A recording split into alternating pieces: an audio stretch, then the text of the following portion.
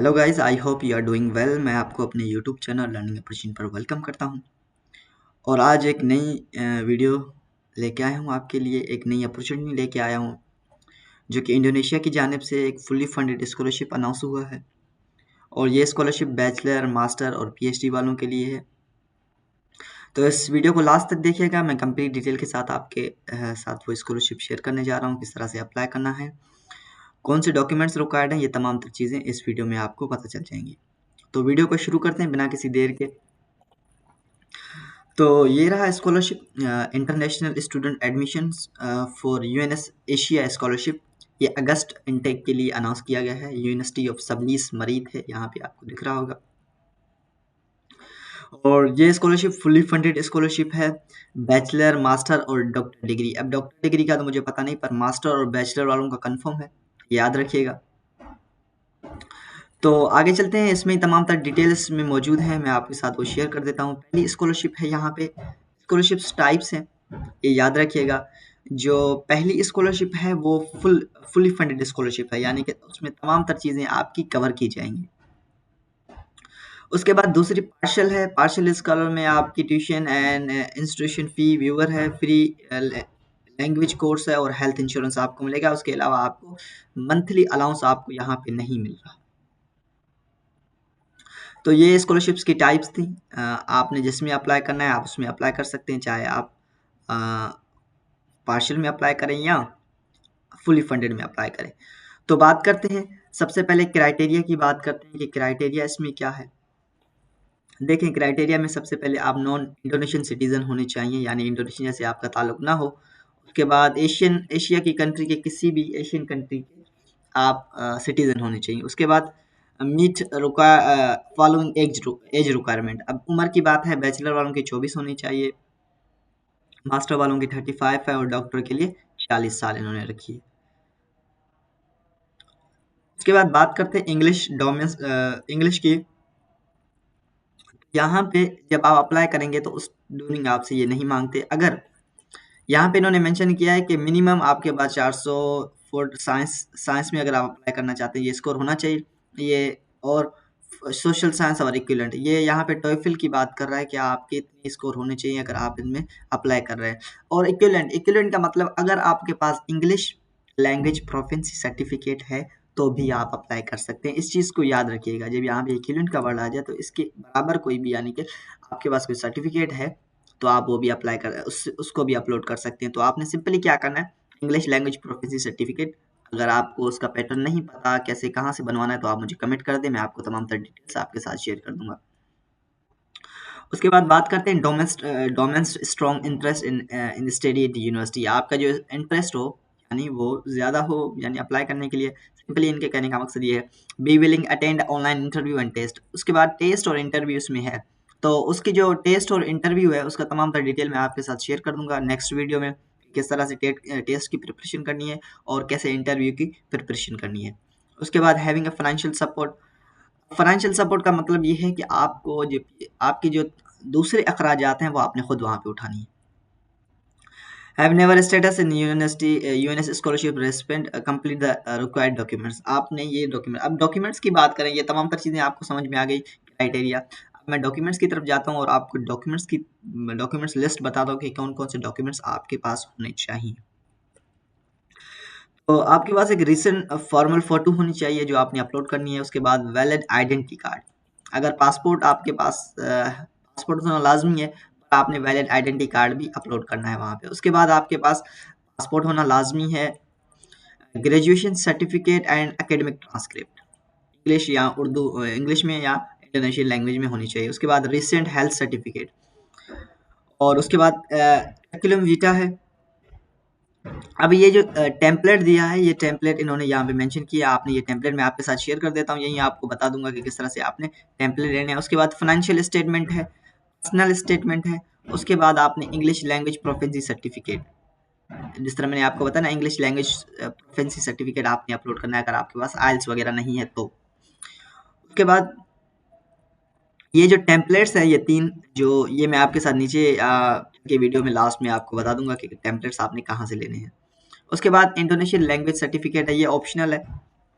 Recommendation letter from the Indonesian embassy. अब ये letter आपने कैसे लेना है ये मैं आपको समझा दूंगा, किस तरह से आपने उनको ईमेल करनी है, और इंडोनेशियन एम्बेसी से या कॉन्सुलेट से आपने लेटर कैसे लेना है।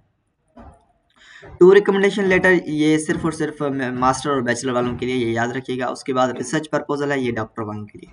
अब यहाँ से आपने टेम्पलेट्स उठाने हैं। ये देखिए मैंने क्या बताया आपको कि ये जो 3 टेम्पलेट इन्होंने दिए हुए हैं ये आपको यहाँ से मिल जाएंगे। तो हम जब टेम्पलेट में क्लिक करता हूँ तो यहाँ से आपको ये टेम्पलेट आपने यहाँ से कंटिन्यू करना है।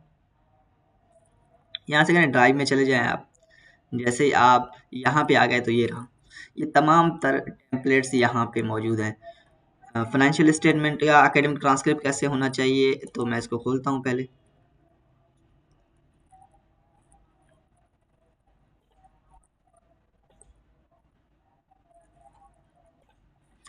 तो ये इस तरह का फोटो होना चाहिए आपका, अगर आप बॉय हैं या गर्ल हैं इस तरह का फोटो होना चाहिए। पासपोर्ट का जो बैक साइड है वो आपने ले लेना है। उसके बाद आपका पासपोर्ट जो हो इस तरह से हो और पीडीएफ में हो। उसके बाद ये स्कूल का हाई सर्टिफिकेट, ये इन्होंने टेम्पलेट दिया हुआ है। तो जो टेम्पलेट है हमारे स्कूल का जैसे हमारा होता है वो इस तरह। अब उसमें एक पर्सनल स्टेटमेंट आपने लिखनी है, ये मैं पीछे आपको बता देता हूँ। यहाँ से आके आपने कैसे उठा लेने हैं ये जिस तरह आप यहाँ पे आएंगे ये ड्राइव में तमाम तरह, आप मोबाइल से चाहे करें या चाहे आप लैपटॉप से करें या किसी और डिवाइस से करें, तो यहाँ पे आके टेम्पलेट्स अवेलेबल एट पे जब आप क्लिक करेंगे तो यहाँ से आपने आके यहाँ गूगल ड्राइव में क्लिक करना है। जब आप गूगल ड्राइव में क्लिक करेंगे तो ये तमाम तरह आपको मिल जाएंगे। जिस तरह मैं फॉर एग्जांपल यहाँ पे चले जाते हैं, एकेडमिक ट्रांसक्रिप्ट की बात करता हूँ। ये तो आसान है, ईजी है। आप यहाँ से क्लिक करके ये आप यहाँ से इनको करिकुलम वीटा की बात करते हैं। देखें ये करिकुलम वीटा है, तो यहाँ से आपने ओपन विथ करना है या इसको डाउनलोड कर लेना है, ये आपके ऊपर है। तो किस तरह से आपने इस चीज़ को ले लेते अपने पास रखते हैं। तो ये है, इस तरह का टेम्पलेट होना चाहिए आपके सीवी का। ये आपने याद रखना है, इस तरह का टेम्पलेट आपका सीवी का होना चाहिए। इस तरह का आपने टेम्पलेट बना लेना है। उसके बाद तो जो आप एम्बेसी से रिकमेंडेशन लेटर लेंगे वो किस तरह से लेंगे, वो इस तरह से लेंगे कि आपने ये लेटर, ये 3 लेटर हैं, ये 3 लेटर उसके साथ-साथ आपकी ईमेल और कुछ डॉक्यूमेंट्स वो आपने शेयर करने हैं। वो मैं प्रोसीजर आपको अभी बता देता हूँ। जब आप यहाँ पे आएँगे तो ये तमाम तर चीज़ें इस वेबसाइट पे ही मौजूद हैं। अब स्कॉलरशिप ड्यूरेशन है वो 8 सेमेस्टर है, मास्टर के लिए 2 सेमेस्टर है, उनके लिए 6 सेमेस्टर है। तो ये तमाम तर चीज़ें। उसके बाद रिस्पॉन्सिबिलिटी अवार्ड दिस। अब आपने ये है कि अगर आपको स्कॉलरशिप मिल जाएगी तो आपने रूल्स और रेगुलेशन फॉलो करनी है। और उसके बाद अटेंड ऑल एकेडमिक एक्टिविटीज़ है, मेंटेन जीपीए। उसके बाद graduate with scholarship duration, follow terms state scholarship agreement. ये तमाम तर चीज़ें उन्होंने बताई हुई हैं कि आपकी रिस्पॉन्सिबिलिटी वहाँ पे क्या होगी जब आपको स्कॉलरशिप मिल जाएगी। अब अप्लाई कैसे करना है तो वो मैं आपको बता देता हूँ कि अप्लाई कैसे करना है। सबसे पहले आपने फॉर्म यहाँ से ये डाउनलोड कर लेनी है। उसके बाद एक्सप्लोर द अवेलेबल प्रोग्राम्स, यहाँ पे प्रोग्राम्स मौजूद हैं। ये मैंने लास्ट में आपको बता रहा हूँ, वैसे पहले बताना चाहिए था, मगर जिस तरह मैंने वीडियो का पैटर्न बनाया तो यहाँ से आके आपने ये इनके तमाम तर प्रोग्राम्स यहाँ पे अवेलेबल हैं। एक मिनट मैं आपको ये तमाम तर चीज़ें आपके साथ शेयर कर देता हूँ।